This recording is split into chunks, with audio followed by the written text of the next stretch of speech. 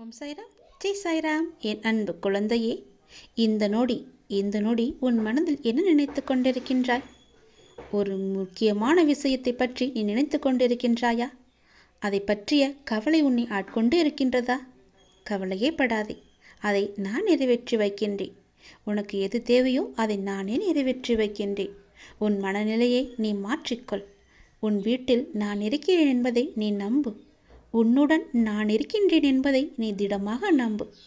என் மீதான நம்பிக்கையை இன்னும் நீ அதிகப்படுத்திக்கொள். இதோடு நீ நினைப்பது நிச்சயம் நடக்கும். அனைத்தையும் என்னிடம் சமர்ப்பித்துவிட்டு நீ மௌனமாக நிம்மதியாக இரு. நிதானமாக இருக்க கற்றுக்கொள். உன் வேண்டுதலை நான் நிறைவேற்றி காமிக்கின்றேன். ஏனென்றால் உனக்கான நல்ல நேரம் துவங்கிவிட்டது.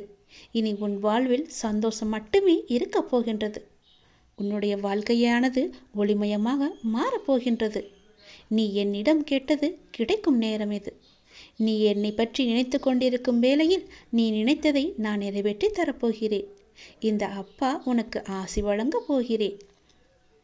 நீ எதிர்பார்த்தது போலவே விரைவாகவே ஒரு நல்ல செய்தி உன்னை தேடி வரப்போகிறது. நீ இழந்ததையெல்லாம் மீண்டும் பெறப்போகின்றாய். எதற்கும் நீ கலங்க வேண்டிய அவசியம் இனி இருக்கவே இருக்காது.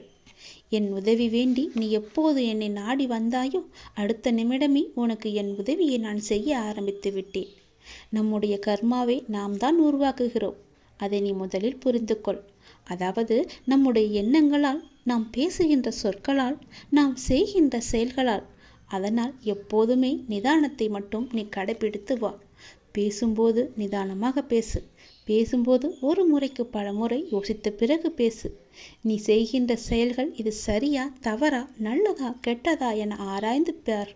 அதற்கு பிறகே அதை செயல்பட நீ முயற்சி செய். நீ எப்பொழுதும் ஆனந்தமாகவே இருப்பாய். அற்புதங்களை நீ பெற்றுக்கொண்டே இருப்பாய்.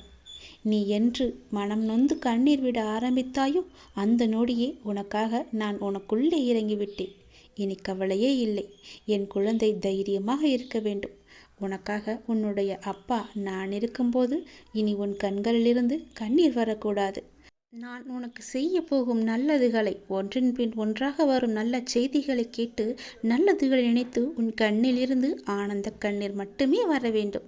அதை நான் பார்த்து சந்தோஷம் அடைய வேண்டும். இல்லை என்று கேட்பவன் பிச்சைக்காரனாகின்றான். இருந்தும் தர மறுப்பவன் பிச்சைக்கு காரணமாகின்றான். அதனால் நீ பிச்சைக்கு காரணமாக இருக்காதே. இல்லை என்று தேடி வருபவர் உன்னிடம் இருக்கும் என்ற எண்ணத்தில் தானே வருகிறார். அப்படியென்றால் கடவுளிடம்தானே எல்லாம் இருக்கும். நீ அவருக்கு கடவுளாக தெரிவாய். இல்லை என்று சொல்லாமல் கொடுத்து விடு.